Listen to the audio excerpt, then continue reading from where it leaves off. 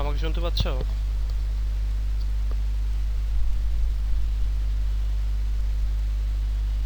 আচ্ছা, সুশান্ত পাল, আমাকে শুনতে পাচ্ছ তুমি? জি স্যার। আচ্ছা, থ্যাংক ইউ। আচ্ছা, এখানে এই মুহূর্তে 30 জন মেম্বার এবং বাকিরা জয়েন করেনি, হয়তো করবে নেক্সট ক্লাস থেকে বা আর একটু পরে হয়তো আরও জয়েন করবে। তো আমি আজকে প্রথম ক্লাসটা একটু ছোট করব। হ্যাঁ, হয়তো অল্প একটু কিছু নিয়ে আলোচনা করব, তারপরে আমরা নেক্সট দিন থেকে এটাকে আরও ভালো করে ইয়ে করতে পারবো। আর আরেকটা জিনিস সেটা হচ্ছে, এর আগেও অন্যান্য বার যখন আমরা ফার্স্ট ইয়ারের পরীক্ষা নিয়ে মানে এরকম পরীক্ষার মুহূর্ত যখন এসেছে, বা এটা প্রত্যেকটা ইয়ারের ক্ষেত্রে আমি যেটা করে থাকি সেটা হলো পরীক্ষার আগে একটানা 1 মাস বা 25 দিন বা 20 দিন আমরা একটানা ক্লাস নিয়ে থাকি। ওই সময়টাতে অনেক অ্যাক্টিভিটি আমরা করে থাকি। আর তোমাদের এখনও তো পরীক্ষার প্রায় আরও ধরতে পারো 3-4 মাস বাকি আছেই। তো এটা যদি 3-4 মাস হয়, তো 3-4 মাস আমরা এই যে সপ্তাহে 3 দিন করে যেটা যেভাবে পড়ছি এভাবে পড়তে থাকবো আমরা। তবে অনেক জিনিস আমরা খুব দ্রুত পড়বো এই জন্য বলছি যে একই দিনে হয়তো বা কোনো একটা রাইটিং থেকে তার ব্রড কোশ্চেন, তার শর্ট কোশ্চেন বা ব্রিফ কোশ্চেন, সবগুলো একটু একটু করে আলোচনা করবো যেগুলো তোমাদের বুঝতে সমস্যা হবে। তো মেইন যে পড়াশোনাটা সেটা তোমাদেরকে বাড়িতেই করতে হবে। তো আমি কিছু হোমওয়ার্ক দেবো, হোমওয়ার্কগুলো তোমরা দেওয়ার চেষ্টা করবা। কারণ হোমওয়ার্ক এখন করতে হবে, এখন না করলে এটা পরবর্তীতে আর টাইম পাবা না, সময় সময় থাকবে না। আর পড়াশোনার সময় একটু উল্টো করে পড়ার চেষ্টা করবা। প্রথমে ব্রড কোশ্চেন, তারপরে শর্ট কোশ্চেন পড়বা। ব্রিফ কোশ্চেন পরীক্ষার আগে পড়লেও মনে থাকবে, তবে আমি তারপরেও ব্রিফ কোশ্চেনটা দিয়েই ধীরে ধীরে করে শুরু করবো আর কি। আমি এই জন্য ব্রড, অনেকেই যেটা করে, অনেক স্টুডেন্টদের ক্ষেত্রে যেটা ভুল হয় আর কি, তোমরা যেহেতু ফার্স্ট ইয়ারে তোমরা এখনো পরীক্ষা দাওনি তাই তোমাদেরকে এগুলো বলছি, যে অনেকেই প্রথমে ব্রিফ, তারপরে শর্ট, তারপরে ব্রড পড়তে যায় এবং তখন সময় থাকে না বা সমস্যা হয়, এবং প্রত্যেকটা প্রশ্নই পড়ার দরকার হয়। বাট যদি তুমি ব্রড কোশ্চেনটা পড়ে ফেলো, তোমাদেরকে তো ম্যাক্সিমাম টাইমে মুখস্থ করতে হবে, তোমরা যেহেতু ফার্স্ট ইয়ার এখনো বানিয়ে লিখতে পারবা না। তো চেষ্টা থাকবে সবসময় বানিয়ে লেখার, এবং বানিয়ে লেখার জন্য বেশি বেশি লিখতে হবে, যতটুকুই পড়বা ততটুকুই লিখতে হবে। এবং এইভাবেই তাহলে বানিয়ে লিখতে পারবা, একটা সময় গিয়ে সেকেন্ড ইয়ারে উঠলে সাধারণত পারবা। তো এই যতটুকুই মুখস্থ করবে, এটা যদি ব্রড কোশ্চেন মুখস্থ করো, অনেক সময় দেখবা যে অনেক ব্রড কোশ্চেন মুখস্থ করেছো, ওটার ভেতর থেকে তোমার শর্ট এসেছে, তোমাকে আলাদা করে আর ওইটাতে টাইম দিতে হয়নি, বা ওইটার ভেতর থেকেই ব্রিফ চলে এসেছে, আলাদা টাইম দিতে হয়নি। বাট যদি আলাদা টাইম দিতে যাও, তাহলে ওই উল্টো দিক থেকে দিতে গেলে আর কিছু সমস্যা, মানে প্রথমে ব্রিফ, তারপরে শর্ট, তারপরে ব্রড দিতে গেলে তিনটাই তোমাকে পড়তে হচ্ছে। বাট যদি ব্রড পড়ো তাহলে ওই দুইটা অনেক সময় কম পড়া লাগে। তো এই জন্য উল্টো দিক থেকে পড়ার চেষ্টা করবো আমরা। আরেকটা জিনিস যেগুলো আমরা পড়বো সেগুলো ক্রিটিক্যাল অ্যাপ্রিসিয়েশন সম্পর্কে একটু জানতে হবে। ক্রিটিক্যাল অ্যাপ্রিসিয়েশনের মধ্যে কি কি থাকে এগুলো আমরা এর আগেও আলোচনা করেছি এই গ্রুপে বা অন্যান্য জায়গায়, যে ক্রিটিক্যাল অ্যাপ্রিসিয়েশনের মধ্যে সব কিছু থাকে, মানে তখন তুমি নিজেই ক্রিটিক। হ্যাঁ, তুমি নিজে একজন সমালোচক ওই রাইটিং সম্পর্কে, পার্টিকুলার রাইটিং সম্পর্কে, সেটা কবিতা হোক, নোভেল হোক বা প্রোজের যেটাই হোক না কেন, ওইগুলো তখন তোমাকে নিজে ক্রিটিক হিসেবে ওখানে আলোচনা করতে হবে। যে ওখানে সাপোজ একটা কবিতার, ওইটার ক্ষেত্রে তার থিম কি, ওই কবিতার ভেতরে কী কী ফিগার্স অফ স্পিচ রয়েছে, তারপর ওইটার অথরের পজিশন কি, অথরের টোন কি, এই জিনিসগুলো, তারপর ওইটার সামারি আলোচনা করতে হয়। এইগুলো নিয়ে আলোচনা করতে হয় একটা হচ্ছে ক্রিটিক্যাল অ্যাপ্রিসিয়েশনের ক্ষেত্রে। তো যখনই তোমরা কোনো কবিতা পড়বা, সেটা ভাষায় হোক বা যে জায়গাতেই হোক, বা অন্য যে কোনো রাইটিংয়ের ক্ষেত্রে হোক না কেন, কবিতার ক্ষেত্রে বিশেষ করে এই জিনিসগুলো তোমরা একটু খোঁজার চেষ্টা করবে, তাহলে দেখবে যে পড়াটা ইজি হয়ে যাবে। প্রথমেই একটা কবিতা হাতে নিয়ে বলবো আচ্ছা এটার থিম কি, একটা থিম খুঁজে বের করে ফেললা। এরপরে পরের পয়েন্টটা হবে যে এটার ভেতরে এটার সামারিটা কি, সামারিটা পড়ে ফেললা। এরপরে এইটার ভেতরে কী কী ফিগার্স অফ স্পিচ রয়েছে এটা পড়ে ফেললা। এরপর অথরের পজিশন কি, অথর এখানে সাবজেক্টিভ নাকি অবজেক্টিভ, কোন টোনে তিনি কথা বলেছেন, এই জিনিসগুলো তুমি যদি বার করতে পারো তাহলে তোমার জন্য ইজি হয়ে গেল। আচ্ছা, আরেকটা জিনিস তোমাদেরকে, সেটা হচ্ছে যে আমাদের এই যে এই ওয়েবসাইটে তোমাদের জন্য সব সাজেশনগুলো দেওয়া আছে। তোমরা এই www.cloudschoolpro.com এখানে যদি ঢুকো, তোমরা মোবাইল থেকে ঢুকলে যেরকমটা দেখা যাবে এরকম, এই যে এরকম, এবং এখানে এসে এই তিনটা যে ইয়ে রয়েছে, বার রয়েছে, এর উপরে ক্লিক করলেই এই সাজেশন নামক যে অপশনটা এটা পাবা। আবার কিছু ক্ষেত্রে এখানেও কিছু এলিমেন্ট রয়েছে ফার্স্ট ইয়ারের এখানেও। তো তোমরা এই সাজেশনে আসবা, সাজেশনে এসে ক্লিক করার পরে তোমাদের ক্ষেত্রে যে এরকমটা আসবে, তোমরা এই নিচের দিকে দেখো ফার্স্ট ইয়ারের তোমাদের এই দুইটা সাজেশন দেওয়া হয়েছে, প্রোজ অ্যান্ড পোয়েট্রি। আর রিডিং অ্যান্ড রাইটিং স্কিলে এখনও দেয়নি, এটা দিয়ে দেবো আর কি, হয়তো এই নেক্সট উইকের মধ্যে দিয়ে দেবো এই দুইটা। তো এই প্রোজ পোয়েট্রির ভেতরে এসে ফার্স্ট ইয়ার বা সেকেন্ড ইয়ার তুমি যে গ্রুপেই পড়ো না কেন, তোমরা তো ফার্স্ট ইয়ার অবশ্যই, তো এখানে সবগুলো লিস্ট করা আছে। তুমি তোমার ফার্স্ট ইয়ার থেকে ইন্ট্রোডাকশন টু পোয়েট্রিতে ক্লিক করে তুমি এখানে তোমার সব কিছু পেয়ে যাবা। যেমন এখানে ব্রড কোশ্চেন দেওয়া আছে, পার্ট সি। এরপর এখানে বলেই দিচ্ছি যে পরীক্ষা তোমাদের 2021-এর, বাট পরীক্ষাটা অনুষ্ঠিত হচ্ছে 2022-এ এসে, এটা মাথায় রেখো। ওই যে আমাদের করোনার জন্য সমস্যা হয়েছে সেজন্য। আর এইখানে এই পর্যন্ত যে আমরা দিয়েছি, এরপরে আছে হচ্ছে পার্ট বি এর যে কোশ্চেনগুলো, এগুলো পার্ট বিতে অনেক কোশ্চেন পড়তে হয়। সো এগুলো অন্তত কিছু প্রশ্ন আছে যেগুলো মানে ছোট করে হলেও জানতে হবে, এবং পরীক্ষার হলে গিয়ে যাতে একটু তাও লিখে আসতে পারো। সব প্রশ্ন কমন যদি না পড়ে তখন এই কাজগুলো করতে হবে আর কি। এরপরে রয়েছে যে অনেক ব্রিফ শর্ট কোশ্চেন। এরপরে আছে কিছু রেটরিক প্রসোডি, এগুলো পড়তে হবে। কিছু স্ক্যানশন পড়তে হবে। স্ক্যানশনের সম্পর্কে কীভাবে করতে হয় এটা যদি আমাকে এখন জিজ্ঞাসা করো আমি বলতে পারবো না, কারণ এগুলো এখানে অনেক খুঁটিনাটি নিয়মকানুন রয়েছে। তো এই জন্য এটা ভিডিও করা আছে আমাদের ইউটিউব চ্যানেলে, তোমরা এটা দেখে এসে, বা এই গ্রুপেও আমি শেয়ার করেছি, তোমরা এই গ্রুপ থেকেও দেখতে পারো। ওকে। আর এই যে এই প্রশ্নগুলো তোমরা আবার এই নিচের দিকে অনেক সেই এসে মানে খেয়ে হারিয়ে ফেলে যে এগুলো আবার কি। এখানে এই যে এগুলো ব্রিফ কোশ্চেন এখানে দেয়াই আছে, এগুলোর সাজেশন দেয়া আছে। তো উল্টো দিক থেকে প্রথমে ব্রড, তারপরে শর্ট, তারপরে ব্রিফ দেয়া আছে। তো তোমরা এইভাবে পড়তে পারো এভাবে, এবং ইজি হয়ে যাবে। আর সবার নিচে দেয়া আছে হচ্ছে আমাদের এই বছরের কোশ্চেন। এই যে এটা হচ্ছে 2020-এর কোশ্চেন, অর্থাৎ তোমাদের প্রিভিয়াস, তোমাদের ঠিক আগে যে পরীক্ষাটা হলো সেটা। এইবারের এই প্রশ্নগুলো তো তোমাদের বেলায় আসবে না, তো এই জন্য এটা দিয়ে দিয়েছি। তোমরা অনেকেই অনেক সময় কোশ্চেন খুঁজে পাও না, সেজন্য এটা দিয়েছি, এখানে পাবা। আর এরপরে আছে এই যে পার্ট সি, এটা হচ্ছে গতবারের, এই যে এই সালটা দেখবা, এটা ফর 2020, বাট তোমাদেরটা ছিল হচ্ছে, তোমাদেরটা হচ্ছে 2021। তো এটা মাথায় রেখে তোমরা একটু ইয়ে করার চেষ্টা করবা, পড়ার চেষ্টা করবা। তো যা কিছু সাজেশনমূলক যা কিছু তোমরা এই জায়গায় পাবে, এই ওয়েবসাইটে, তোমরা এখান থেকে ব্রাউজ করার চেষ্টা করবা। আর আমি এই সাজেশন অনুযায়ী পড়াবো। এই সাজেশনটা আমারই করা, এর বিগত সালগুলোতে কমন পড়েছে, সো আমিও কনফিডেন্ট যে তোমাদের বেলাতেও কমন পড়বে। এখানে 12টা দেয়া আছে, অনেকে বলতে পারে যে 12টায় কমন পড়বে কি না। তো 12টাতে কমন পড়ে যায়, এর আগে পড়ছে আর কি, 12টা 13টা 14টা 15টা এগুলোতে কমন পড়ে, 25-30টা পড়ার দরকার হয়নি। ওকে। এখন তোমাদের দু একজন একটু বলো তো, কথা বলো যে পড়াশোনার কি অবস্থা, কেমন পড়াশোনা আছে বা কতটুকু করলে।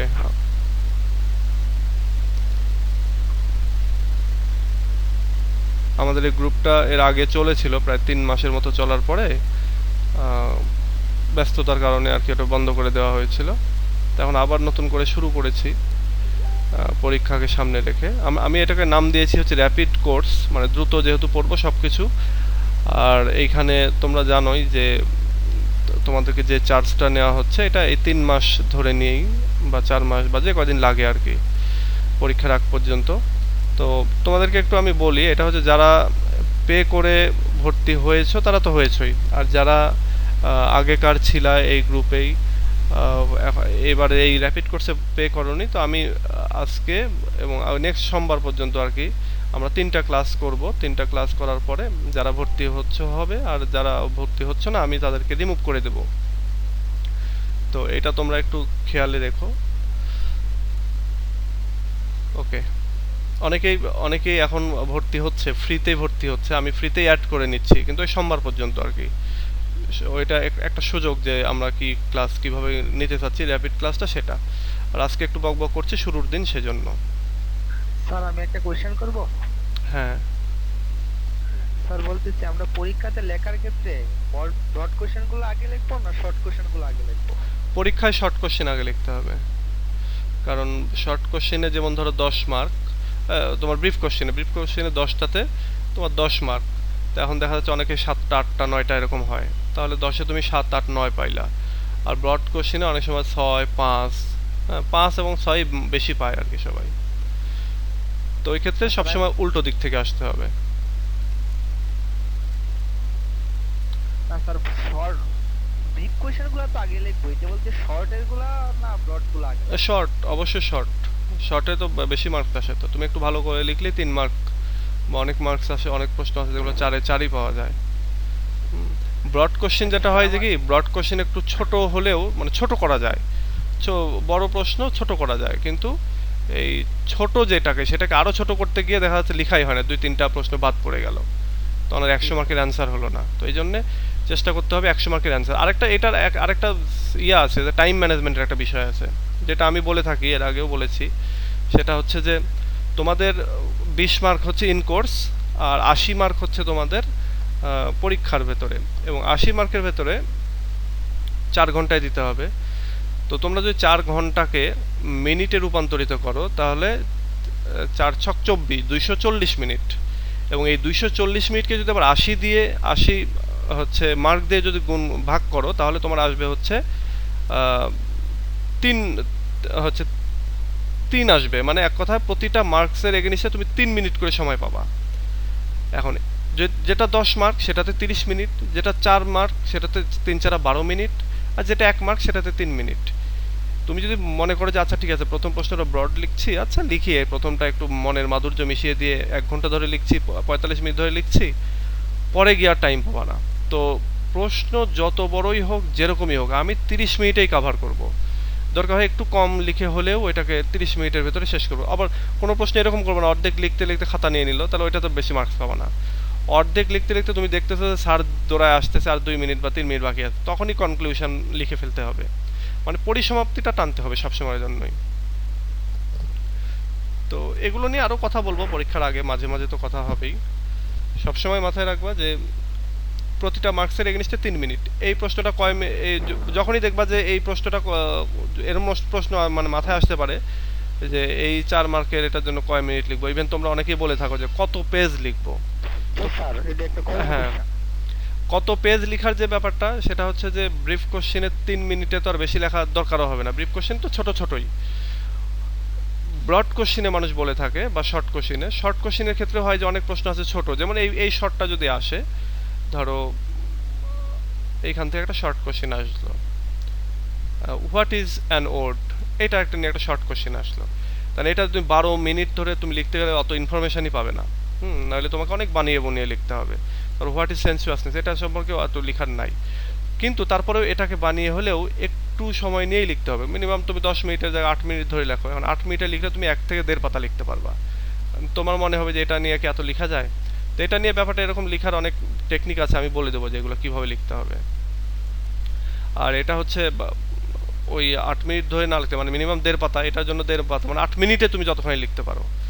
ধরো বড় যে প্রশ্নগুলো তোমাদের আছে ব্রড কোশ্চেন, এগুলো আমাদের সময় ছিল 20 মার্কের, একই প্রশ্ন আমরা অ্যান্সার লিখেছি 20 মার্কে, তাহলে ওগুলো অনেক বড় ছিল অ্যান্সার।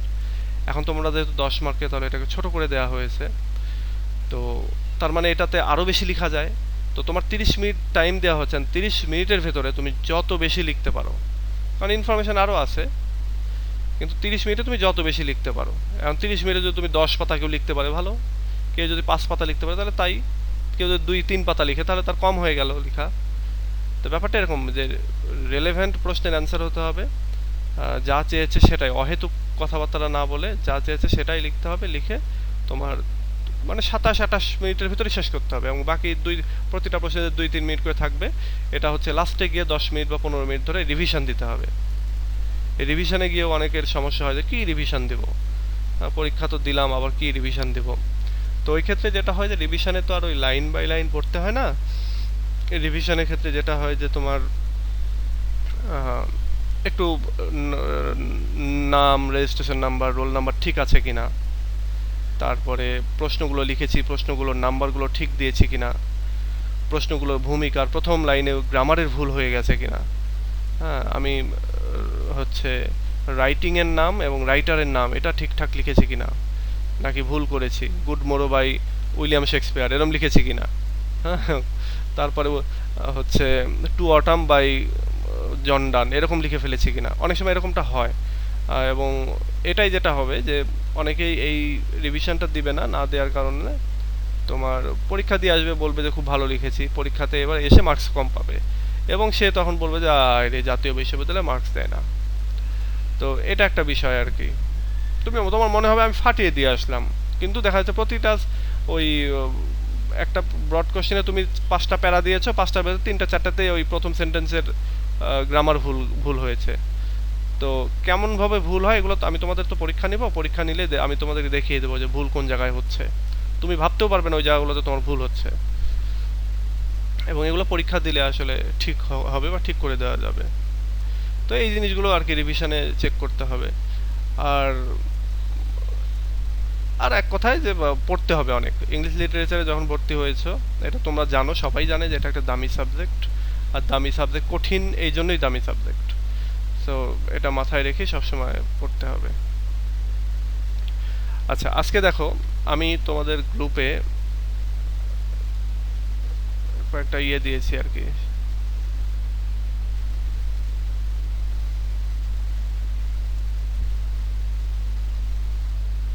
এইখানে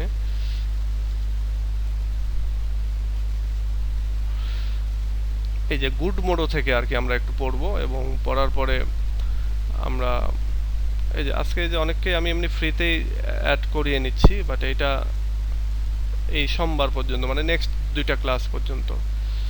তো এর ভেতরে যারা পেমেন্ট করে ভর্তি হয়ে যাবে তারা থাকলো, আর বাকিরা থাকবে না। তো এইখানে আমরা যদি আমাদের সাজেশনে যাই, সাজেশনে যাব, সাজেশনে গেলে আমরা এখান থেকে দেখতে পাবো যে প্রথম যে কোশ্চেনটা আমরা দিয়েছি সেটা হচ্ছে ব্রড কোশ্চেন। আর প্রথমে আমরা যেহেতু ব্রড কোশ্চেন পড়বো, সেহেতু দেখো বলছে যে হোয়াট কোয়ালিটিস অফ মেটাফিজিক্যাল অথবা love poetry do you find in the poem good morrow. Good morrow কবিতায়, মানে প্রথম কোশ্চেনটা আর কি, এরকম কোশ্চেনটা আসে যে এর ভেতরে যে মেটাফিজিক্যাল পোয়েট্রির যে বৈশিষ্ট্য সেগুলো কোনগুলি আছে, বা লাভ পোয়েট্রির বা লাভ পোয়েমের বৈশিষ্ট্য কি কি রয়েছে। তো জন ডানের যে কবিতাগুলি সেগুলো মেইনলি লাভ পোয়েম, ভালোবাসা নিয়ে তিনি লিখেছেন, এবং তার ম্যাক্সিমামই হচ্ছে মেটাফিজিক্যাল পোয়েট্রি। তোমরা যখন সেকেন্ড ইয়ারে উঠবা, সেকেন্ড ইয়ারে উঠলে তোমরা জানতে পারবা যে মেটাফিজিক্যাল পোয়েট্রিটা কি, আরও ডিটেল জানতে পারবা। আর কিভাবে আসলো, কোথা থেকে আসলো, ওইখানে হিস্ট্রির, ইংরেজির সাহিত্যের ইতিহাস পড়তে হবে। একটু কঠিন সাবজেক্ট, তবে ওইখানে পড়লে ওইটা খুব মজার একটা সাবজেক্ট, ওইটা সব কিছু ডিটেইল জানতে পারবা।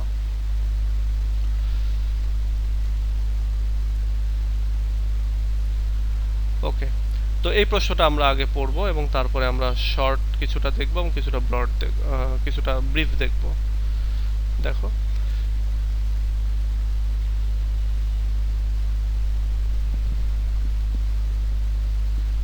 নাসরিন কিছু বলবা নাকি?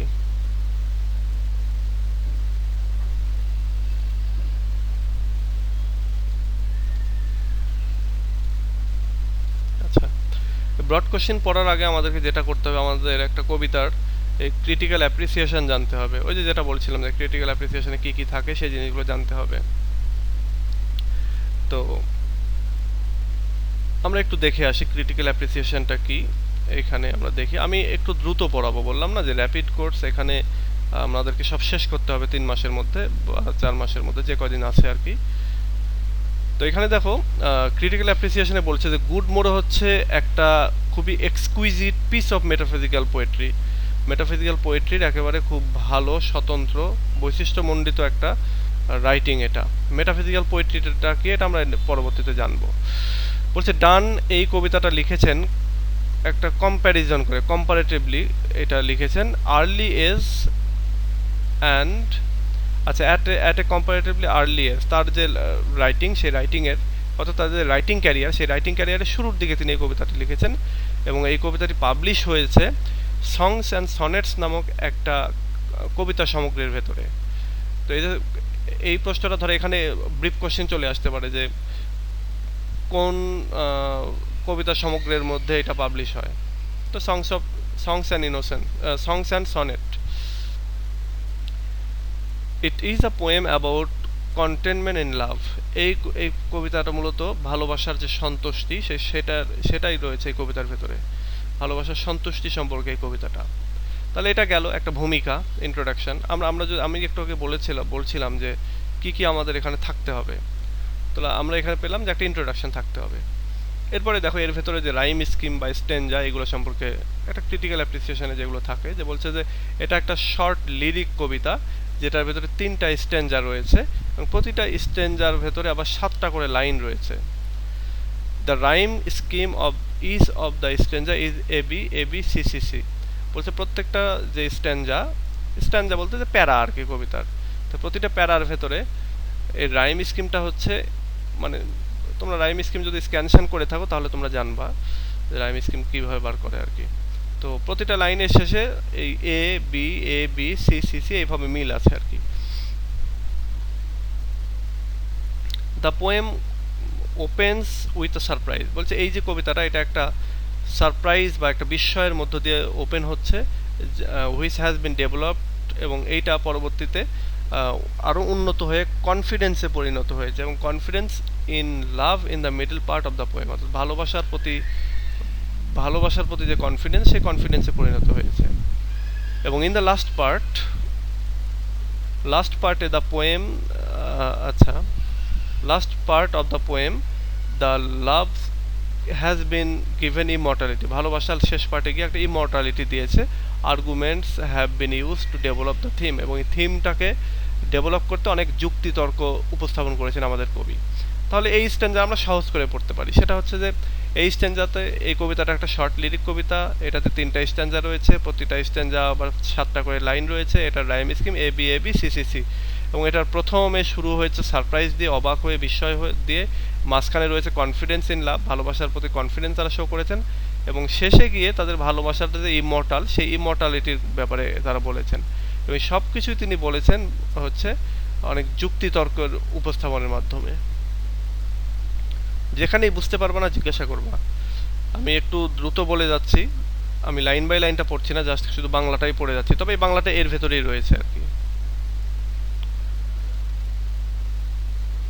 আচ্ছা, the poem confirms to the tradition of metaphysical poetry, বলছে এই যে কবিতাটা এটা হচ্ছে মেটাফিজিক্যাল পোয়েট্রির কবিতা যেমন হয় ঠিক তেমনই ওই ট্র্যাডিশনটাকেই ফলো করেছে, এবং এটা ফলো করেছে in it's development of thought, এর যে এই কবিতার যে চিন্তাভাবনা যে ডেভেলপ করার ক্ষেত্রে, উন্নত করার ক্ষেত্রে যে মানে এই মেটাফিজিক্যাল স্কুল অফ ট্র্যাডিশনটাকে আমরা দেখতে পাই। ইট ওপেন্স ড্রামাটিক্যালি, মেটাফিজিক্যাল পোয়েট্রির একটা বৈশিষ্ট্য হচ্ছে মেটাফিজিক্যাল পোয়েট্রি ড্রামাটিক্যালি, অর্থাৎ হঠাৎ করে শুরু হবে। এই যেমন বলছে I wonder by my truth what thou and I did till we loved, বলছে তুমি কি ছিলে আর আমি কি ছিলাম, আচ্ছা আমরা কি তখন দুজনকে ভালোবাসতাম, মানে একটা অবাক হয়ে বলছে। আমি I wonder by my truth মানে সত্যি আমি অবাক লাগে আমার কাছে, সেটা বলছে। It's certain conversational opening arrest the attention of the speaker, বলছে এর যে হঠাৎ করে যে একটা কনভারসেশনের মাধ্যমে, মানে কথোপকথনের মাধ্যমে যে একটা ওপেনিং হচ্ছে, এটা আমাদের যারা রিডার আছে আমরা আমাদের দৃষ্টি আকর্ষণ করে, এবং দেন ফলো সেভারাল কোশ্চেন্স, এবং তারপর অনেকগুলি কোশ্চেন রয়েছে এর ভেতরে যেগুলো মূলত সারপ্রাইজ ক্রিয়েট করছে এই স্পিকারের at the discovery and they had already been in love before they became aware of it, এবং অ্যাট লাস্টে গিয়ে আমাদের এই যে স্পিকার তিনি ডিসকভার করছেন যে তিনি এবং তার যে প্রেমিকা তারা অলরেডি তাদের মানে প্রেমে পড়ে গেছেন আর কি, একজন একজনকে ভালোবাসছেন already. Then innocence of love at this stage has been suggested by the comparison with the breastfeed babies, এবং এরপরে এই যে ভালোবাসার প্রেমিকাদের যে ইনোসেন্স, তাদের যে নিষ্পাপ সত্যিকারের যে ভালোবাসাটা, এটা মূলত ওই সমস্ত বাচ্চা যারা মাতৃদুগ্ধ পান করে তাদের সাথে তুলনা করা হচ্ছে, অর্থাৎ তারা যেরকম ইনোসেন্ট আমরাও সেরকমই ইনোসেন্ট। এরপরে unconscious state of lovers has been suggested by a comparison of with the seven sleepers ডেনের মতো। সেভেন স্লিপার্স ডেন তোমরা জানো যে এই কি বলে তারা একটা গুহায় ঘুমিয়েছিল এবং ঘুমিয়ে থেকে তারা প্রায় 300 বছর কাটিয়েছিল। তো তাদের কথা বলা হচ্ছে যে তারা যেরকম অসচেতনভাবে যে ঘুমিয়ে পড়েছিল বা তারা ওইখানেই ওইভাবে পড়েছিল অচেতনের মতো হয়ে, তো আমরাও এরকম অচেতন ছিলাম, এটা বলছে। Then the lover assures his beloved, saying that all his imagination about love was centered around her. এবং তারপরে আমাদের যে লাভার স্পিকার তিনি তার বিলাভেডকে বলছেন যে আমার যত প্রেম ভালোবাসা সবই তোমাকে ঘিরেই, তোমাকে সেন্টার করেই মূলত চলছে। তো এই হচ্ছে কথা। এখানে কবি, আমরা যদি আরেকটু এখান থেকে বলি তাহলে কবি এখানে বলছেন যে মানে এই কবিতাটা একটা মেটাফিজিক্যাল ট্র্যাডিশনে লেখা এবং এই কবিতাটা সাডেনলি ওপেন কনভারসেশনাল টোনে ওপেন হচ্ছে এবং যেটা আমরা সাধারণ রিডারদের দৃষ্টি আকর্ষণ করছে। এরপরে আমরা দেখতে পেয়েছি অনেকগুলি কোশ্চেন, যে কোশ্চেনের মধ্যে এখানে কবি স্পিকারের সারপ্রাইজ প্রকাশ করেছেন এবং তিনি দেখেছেন যে তারা মানে আমাদের স্পিকার তারা এবং সে তার বিলাভেড তারা অলরেডি একজন আরেকজনের প্রেমে পড়ে গেছে। এবং এখানে তাদের ভেতরে যে সম্পর্কটা এটা অনেক ইনোসেন্ট সম্পর্ক এবং তাদের ইনোসেন্টটাকে তুলনা করেছেন তারা ওই এই যে বেস্ট ফিডিং বেবিদের সঙ্গে তুলনা করেছেন। আবার আনকনশাস স্টেট যে তাদের ছিল, অসচেতন ছিল তাদের ভালোবাসার ব্যাপারে, সেটাকে তারা কম্পেয়ার করেছেন হচ্ছে 7 স্লিপার্স ডেনের সঙ্গে বা 7 স্লিপারদের সঙ্গে। তারপরে আমাদের যে লাভার তিনি তার প্রেমিকাকে বলছেন, নিশ্চয়তা দিচ্ছেন যে আমার যত imagination, all that is imagination, বলছে আমার যত কল্পনায় যা কিছু রয়েছে সবই তোমাকে ঘিরে, তোমাকে বাদ দিয়ে আমি কোনো কিছুই চিন্তা করিনি।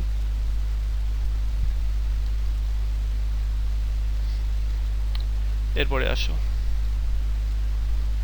এটা হচ্ছে প্রথম স্ট্যান্জার কথা বলছে। এখানে যদি ফার্স্ট স্ট্যান্জা উল্লেখ করা নাই, কিন্তু আমরা এখানে পরের স্ট্যান্জাগুলো দেখে বুঝবো যে এটাই ফার্স্ট স্ট্যান্জা। তো এখানে যেটা আছে যে in the second stanza the lover very confidently invites his beloved to welcome their love. Second যে স্ট্যান্জাটা রয়েছে সেই স্ট্যান্জাটাতে আমাদের লাভার তিনি খুবই কনফিডেন্টলি ইনভাইট করছেন তার বিলাভেডকে যে আসো আমরা আমাদের লাভকে কনগ্রাচুলেট জানাই, বা যেটা বলতে পারো যে ওয়েলকাম জানাই। তিনি কম্পেয়ার করছেন তাদের যে মানে compare each of them to two hemisphere, তাদের দুজনকে তাদের দুজনের যে মনোজগৎ সেই মনোজগৎকে রিয়েল লাইফের দুইটা হেমিস্ফিয়ার অর্থাৎ উত্তর গোলার্ধ দক্ষিণ গোলার্ধের সাথে তিনি কম্পেয়ার করছেন এবং বলছেন যে তারা দুইটা মিলে অর্থাৎ তার এবং তার প্রেমিকার যে মন সেই দুইটা মিলে, সেই দুইটা মনোজগৎ মিলে তারা একটা নতুন ওয়ার্ল্ড তৈরি করেছে, হ্যাঁ, ওয়ার্ল্ড অফ লাভ তৈরি করেছে। এই স্ট্যান্জাতেই তিনি জেনারেলাইজ করেছেন যে পিওর লাভ মূলত একজন লাভারকে সেভ করে অন্য কারোর সাথে ভালোবাসাতে বন্ধনে আবদ্ধ হওয়া থেকে। অর্থাৎ তুমি যদি কাউকে সত্যিকারে ভালোবাসো তাহলে যে যতই বলুক না কেন বা তুমি যাই করো না কেন তুমি দিন শেষে ওই মেয়েটা বা ওই ছেলেটার কাছে ফিরে আসবা।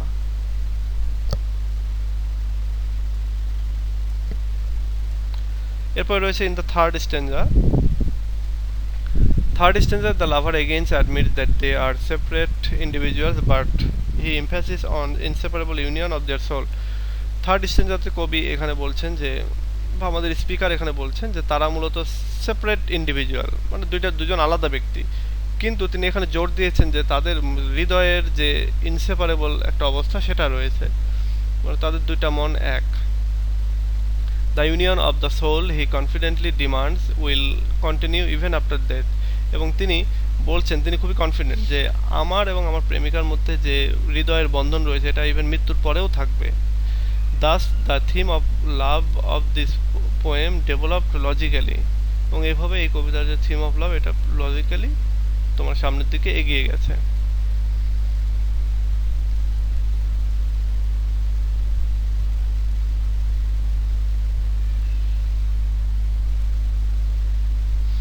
আচ্ছা, এরপরে আসো দ্য ইউজ অফ কনসিট। কনসিটটা কি তোমরা এর আগে পড়েছো না, যে সিমিলি, মেটাফোর এগুলো পড়েছো, ফিগার অফ স্পিচ। তো আমরা যদি একটু এই তিনটা অর্থাৎ সিমিলি, মেটাফোর এবং কনসিট তিনটাতেই মূলত কম্পেয়ার করা হয় এবং এই কম্পেয়ারের ক্ষেত্রে, কম্প্যারিজনের ক্ষেত্রে যেটা সিমিলি সেটাকে ডিরেক্ট কম্পেয়ার করা হচ্ছে, আর যেটা মেটাফোর সেটা তো ইনডিরেক্ট। তবে মেটাফোর আর কনসিট মোটামুটি একই জিনিস, কিন্তু একটা জায়গায় পার্থক্য রয়েছে, সেটা হচ্ছে যে কনসিটগুলো হয় হচ্ছে ফারফেস্ট কম্প্যারিজন, মানে অনেক দূরবর্তী একেবারে অমিল কোনো জিনিসের সাথে তুলনা করতে মূলত কনসিট ব্যবহার করা হয়ে থাকে। মূলত কনসিট নিজেও একটা হচ্ছে মেটাফোর।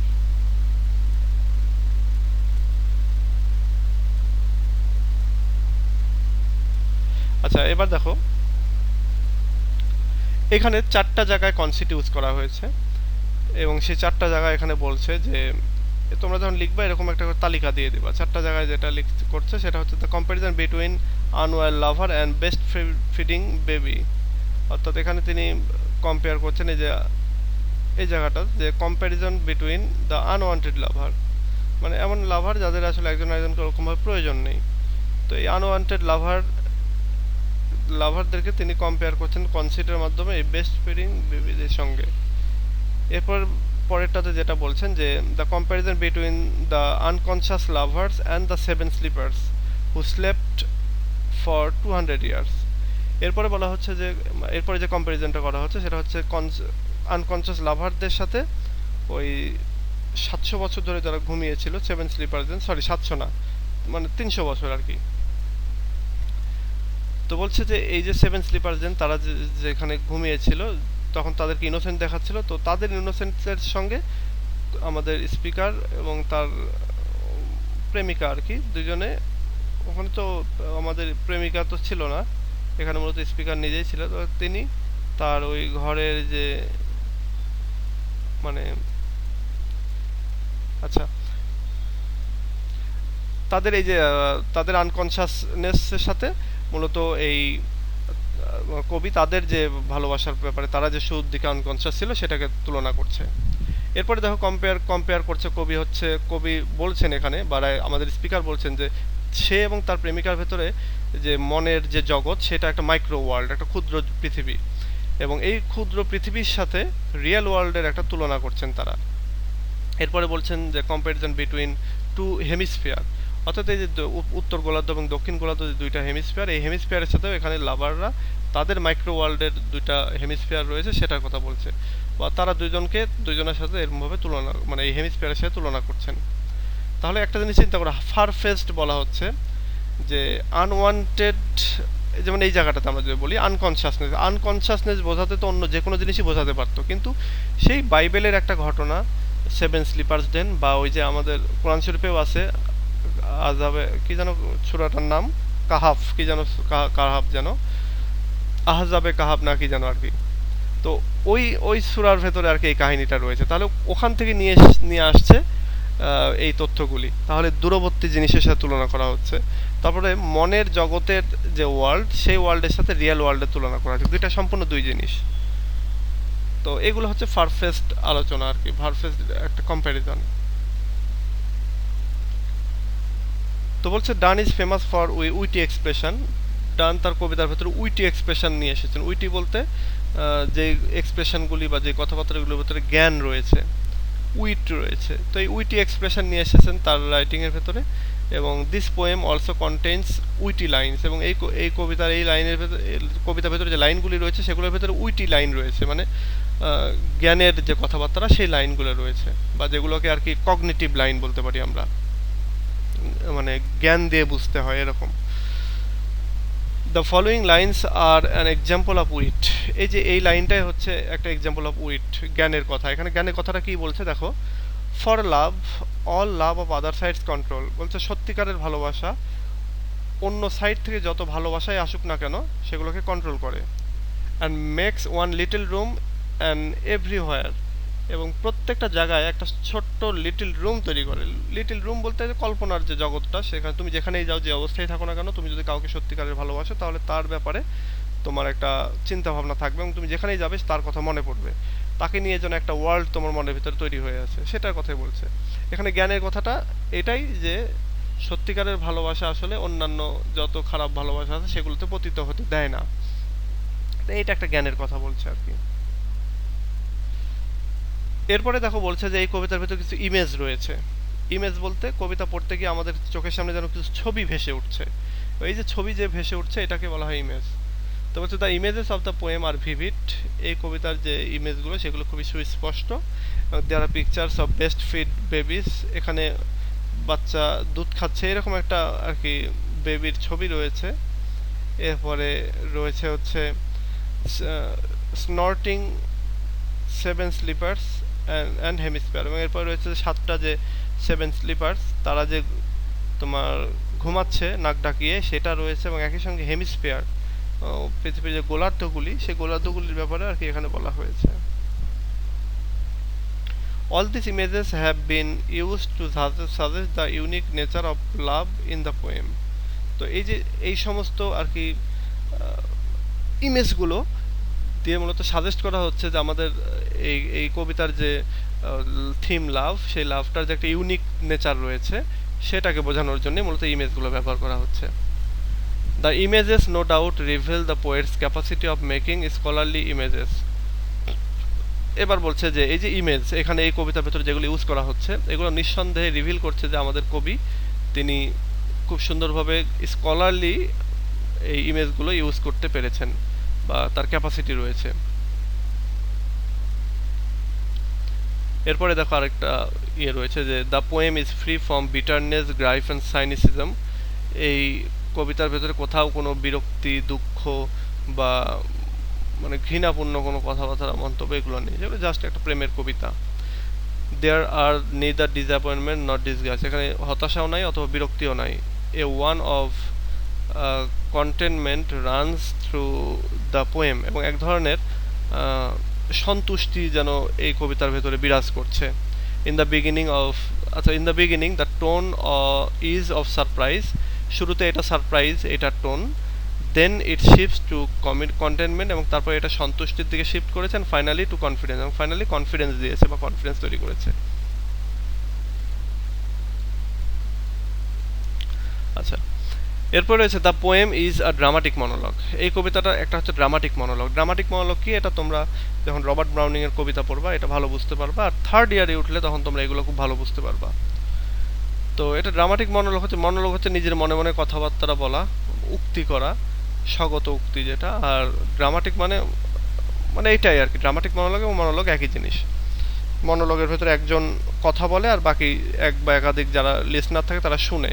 আমাদের স্পিকার এখানে কথা বলছেন, তার প্রেমিকা শুনছে, আমরা ওখানে প্রেমিকা যে শুনছে এটা বলা নেই ডিরেক্ট, কিন্তু আমরা এটা যেন ফিল করতে পারি। ওকে, তো বলছে এটা একটা ড্রামাটিক মনোলগ, এখানে আমরা দেখতে পাচ্ছি যে একজন স্পিকার কথা বলছে।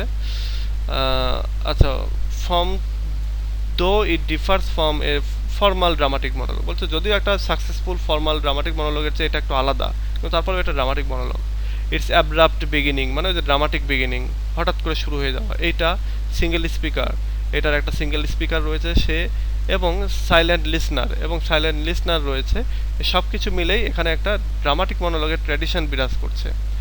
But it doesn't have the metaphysical tension that a dramatic monologue of Browning has, কিন্তু এখানে বলছে যে আমাদের কবির যে ড্রামাটিক মনোলগ এটার ভেতরে কোনো সাইকোলজিক্যাল টেনশন নেই বা কোনো ঝামেলা নেই, কিন্তু ফর্মাল একটা ড্রামাটিক মনোলগ বিশেষ করে রবার্ট ব্রাউনিং এর সেটাতে এরকম টেনশন রয়েছে, ঝামেলা রয়েছে।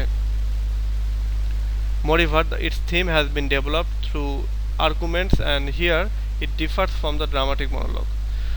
বলছে অধিকন্তু এর যে থিমটা সেই থিমটা ডেভেলপ করছে হচ্ছে আর্গুমেন্টের মাধ্যমে, তর্ক বিতর্কের মাধ্যমে, এবং এটা ড্রামাটিক মনোলগের থেকে এই দিক দিয়ে আর কি একটু পার্থক্য রয়েছে, মানে এক কথা এটা মেটাফিজিক্যাল পোয়েট্রি।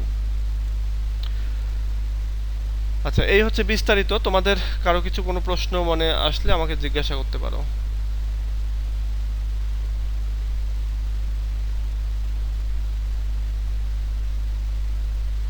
বুঝতে পেরেছো? কোনো কোশ্চেন আছে?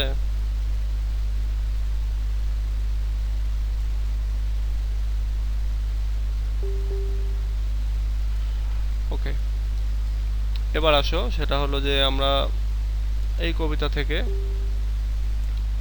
ব্রড কোশ্চেন নিয়ে আলোচনা করব। ব্রড কোশ্চেন এই ইয়ের সাথে মিলে যাবে, আমরা যে ক্রিটিক্যাল অ্যাপ্রিসিয়েশন পড়লাম এটার সাথে মিলে যাবে। এবং আচ্ছা, আমি তোমাদেরকে বলছিলাম যে আজকে প্রশ্নটা একটু ছোট করে পড়ব। তো প্রশ্নটা আমি আজকে আর না পড়াই, মানে আজকে আর সামনের দিকে না আগাই। আমি তোমাদের কোনো কোশ্চেন থাকলে বা তোমরা কিভাবে চাচ্ছ এটা নিয়ে একটু কথা বলি। যেহেতু আমার থার্ড ইয়ার আবার 9টা 30 থেকে শুরু হবে, আমি সামনের দিনে তোমাদেরকে 8টা 20-এর দিকে থেকে ক্লাস নেওয়া শুরু করব, যাতে আমি ওইদিকে গিয়ে 10 মিনিট একটু আগে ছাড়তে পারি তোমাদেরকে। আর এই প্রশ্নটা আমি সামনের দিন পড়িয়ে দিব, এবং একই সঙ্গে আমি তোমাদেরকে বলছি যে এই প্রশ্নটা, এই যে আমরা যে ক্রিটিক্যাল অ্যাপ্রিসিয়েশনটা পড়লাম, এই ক্রিটিক্যাল অ্যাপ্রিসিয়েশনের উপরে তোমরা একটা শর্ট নোট টাইপের লিখে দাও, মানে এই কবিতার ভিতরে কি কি রয়েছে, কোথায় কি রয়েছে, এই টাইপের একটা। এতে করে যেটা হবে যে তোমাদের জানা হয়ে গেল ডিটেইল। আর এখান থেকে প্রশ্ন এটা হবে, যদি প্রশ্নটা স্বাভাবিক হয়, তেমন খুব বেশি কঠিন না করে, তাহলে এই প্রশ্নটা তোমাদের কমন আসবে 100%। যদি কোনো সমস্যা না হয়, আর এই ক্রিটিক্যাল অ্যাপ্রিসিয়েশন পড়া থাকলে তুমি যেভাবেই যে কোশ্চেনই দিক না কেন তুমি লিখে ফেলতে পারবা। আচ্ছা, তোমাদের যার যার কোনো কোশ্চেন আছে কি না, এগুলো একটু কোশ্চেনগুলো করো। স্যার আমাদের ফাইনাল পরীক্ষা কয় মাস বাকি আছে? এটা তো বলা যায় না, তবে আমি মনে করি যে 4-5 মাস আছে। তবে আবার তোমাদের অনেকেই মনে করে যে এটা ফর্ম ফিল আপের নাকি 1-1.5 মাস পরে রুটিন দিয়ে দেয়, তারপরে হয়, তো সেদিক দিয়ে হলেও মিনিমাম 3 মাস। তো এই 3 মাস ধারণা করে, 3 থেকে 4 মাস ধারণা করেই আমরা এই কোর্সটা শুরু করছি আর কি। তো প্রথম মানে এটা এরকম যে যেদিন তোমাদের রুটিন দিয়ে দেবে সেই দিন থেকে পরীক্ষার দিন পর্যন্ত একেবারে একটানা পড়া হবে। এটাও তোমরা একটু মাথায় রেখো যে আর রুটিন দিয়ে দিলে আমরা তারপর থেকে একটানা পড়তে হবে আমাদেরকে। বিদ্যুৎ বিদ্যুৎ কোন ইয়ারের তুমি?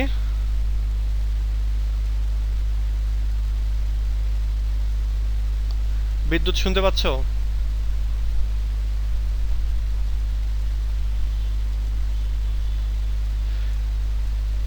সেকেন্ড ইয়ারে, তাহলে তো এখানে এই গ্রুপে থাকা যাবে না।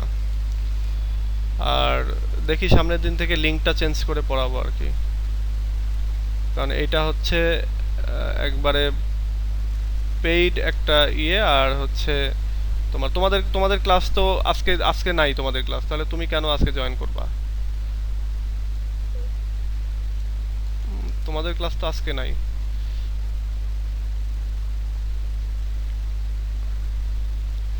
আচ্ছা, ঠিক আছে। আমাদের এই এই এই ক্লাসটা একটা বিশেষ ক্লাস আর কি। এইটা ফার্স্ট ইয়ারদের জন্য, এবং এইটা শুধুমাত্র যারা একটা মানে কন্ডিশনটা ফিল আপ করছে যারা, তারাই এইখানে থাকতে পারবে। আর আমি সামনের দিন থেকে এটা লিঙ্কটা, নতুন একটা লিঙ্ক ক্রিয়েট করে ওই লিঙ্কে ক্লাস করাবো আর কি, এটার জন্য।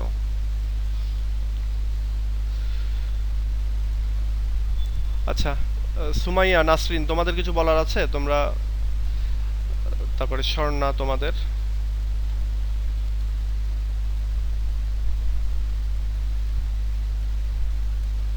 স্যার আমাদের কোর্সটা কি রিভিশন টাইপ হবে না রেগুলার ক্লাসের মতো হবে?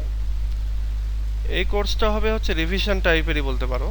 তবে আমরা এই সিলেবাস, মানে আমি যে সাজেশনটা দিয়েছি সাজেশনটা ফলো করব, এই প্রশ্নগুলো আমরা পড়ব। হ্যাঁ, and এই প্রশ্ন পড়তে গিয়ে যদি রিভিশন হয় তাহলে তাই, বা তোমরা যারা নতুন করে পড়ছো তাহলে তাই। এই এই সাজেশন দেখে তো আর তোমাদেরকে পড়াইনি আমি।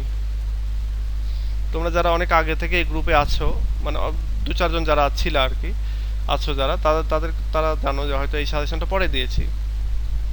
তো এই সাজেশন অনুযায়ী আমরা পড়ব, এবং সাজেশনে যা আছে তাই পড়ার চেষ্টা করব।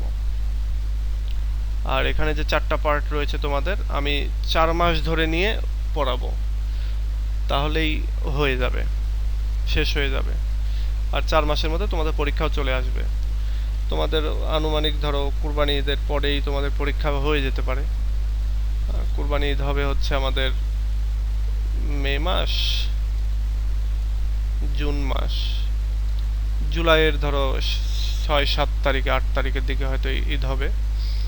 তো জুলাইয়ের 15 তারিখ, মানে এমনি অ্যাজ ইউজুয়াল যদি হয়, তাহলে জুলাইয়ের 15 তারিখে তোমরা পরীক্ষা ধরে রাখো।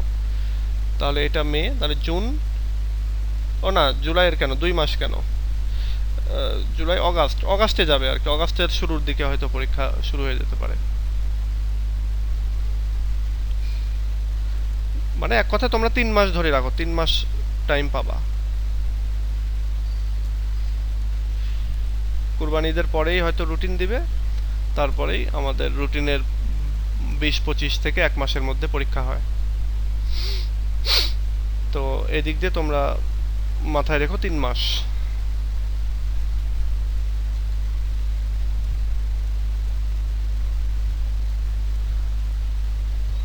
আচ্ছা, আজকে আমরা এমনিতেই একটু আমি চাচ্ছিলাম যে এই ক্লাসটা 21 তারিখ থেকে শুরু করতে। তে কেউ কেউ একজন বললা যে একটু আগে ভাগে শুরু করলে ভালো হয়।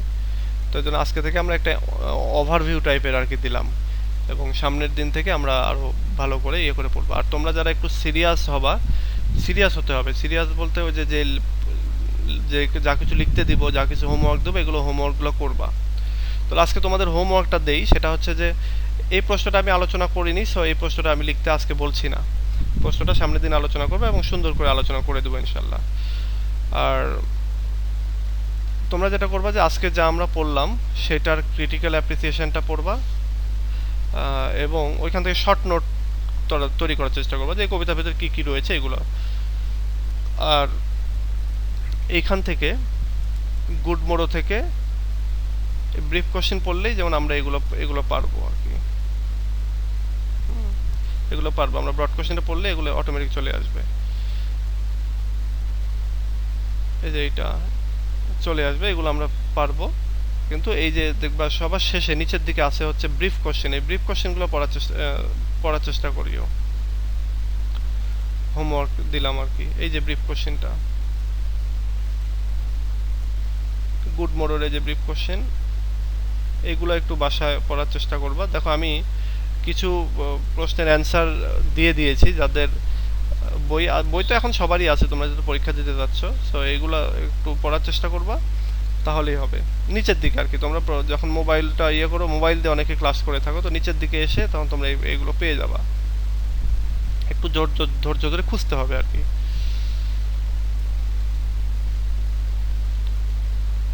আচ্ছা,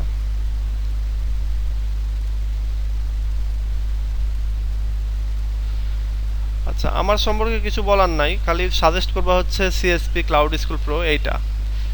আমাকে, আমার নাম মামুন। আমি যখন শুরু করেছিলাম এই গ্রুপগুলি বা এগুলো, তখন ঢাকা থেকে, এখন আছি রাজশাহীতে। তবে রাজশাহীতেও থাকবো কিনা অন্য কোথাও যাব এখনো ঠিক হয়নি আর কি, হয়তো আপাতত রাজশাহীতেই থাকবো। আর এই তো, এই ছাড়া আর কিছুই নেই। আমাদের ইউটিউব চ্যানেল আছে, প্রায় ওখানে 750 ভিডিও আছে, 1 লক্ষের উপরে সাবস্ক্রাইবার তোমরা আছো। তারপরে আমাদের পেইড গ্রুপ আছে প্রত্যেকটা ইয়ারের জন্য আলাদা আলাদা, এবং আমাদের পেইড গ্রুপে প্রচুর স্টুডেন্ট পড়ে। তোমাদের এই গ্রুপটাতে 30 জন তোমরা হয়তো দেখতে পাচ্ছ, বা আরও এই যে তোমাদের পরে যে গ্রুপটা শুরু করব ক্লাস নেওয়া, এটা দেখো, তোমরা মজা পাবা। সেটা হচ্ছে এই যে, আচ্ছা এই যে আমি এখান থেকে ওপেন করি, তোমাদের পরে আমি 3rd ইয়ারের ক্লাস নেব। 3rd ইয়ারের একটা গ্রুপে আছে 388 জন। তোমাদের এখানে 30 জন দেখে তোমরা হয়তো মনে করতে পারো এত কম, এই সেই। তো 3rd ইয়ার একটা গ্রুপে 388 জন আর কি, এটাও পেইড গ্রুপ প্রতি মাসে। এরপরে আছে 2nd ইয়ার, 2nd ইয়ারে দেখো, মানে 1st ইয়ারে সবাই টিচারদের কাছে যায় আর কি। 2nd ইয়ারে 82 জন আছে, এরা আরও বাড়তেছে আর কি, সামনে পরীক্ষা আসলে দেখবা এটা 150 জন হয়ে গেছে। তারপরে 4th ইয়ার যেটা কেবল শুরু হয়েছে এই ঈদের পরে ক্লাস, এটাতে 65 জন আছে। আর এছাড়াও আগের যদি ক্লাসগুলো তোমাদেরকে দেখাই তোমরা মজা পাবা, যেমন গতবারের 3rd ইয়ারে আছে দেখো কতজন, পেইড গ্রুপ 928 জন। তো এগুলো তোমাদেরকে আমি জানাচ্ছি জাস্ট তোমরা যাতে ইন্সপায়ার্ড থাকো যে না, তোমাদের সিনিয়ররাও এখানে পড়তো এবং তারা ভালো করেছে, এবং তারা ভালো করেছে বলেই ওই যে 2nd ইয়ার থেকে 3rd ইয়ারে এতজন, 3rd ইয়ার থেকে 4th ইয়ারে এরকম। তো তোমরা নিঃসন্দেহে ভালো করবা, এবং জাস্ট শুধু পড়াশোনাটা ক্যারি করো। এটা তোমরা বলবা যে সিএসপির কথা বলবো, ক্লাউড স্কুল প্রো এর কথা বলবা, তাহলেই হবে। আচ্ছা, তো ঠিক আছে, আজকে এ পর্যন্তই। ভালো থেকো সবাই, আর নেক্সট দিন থেকে আমরা আরেকটু বেশি করে পড়াশোনা করার চেষ্টা করব, আরো ক্লিয়ার করে আর কি। ভালো থেকো সবাই, আল্লাহ হাফেজ। আর এই ভিডিওটা একটু পরে তোমরা পেয়ে যাবা, একটু পরে বলতে ধরো এই যে এরপরে যে ক্লাসটা নিব তারপরে আমি ভিডিওগুলো আপলোড করতে থাকবো। তো ওকে, আল্লাহ হাফেজ।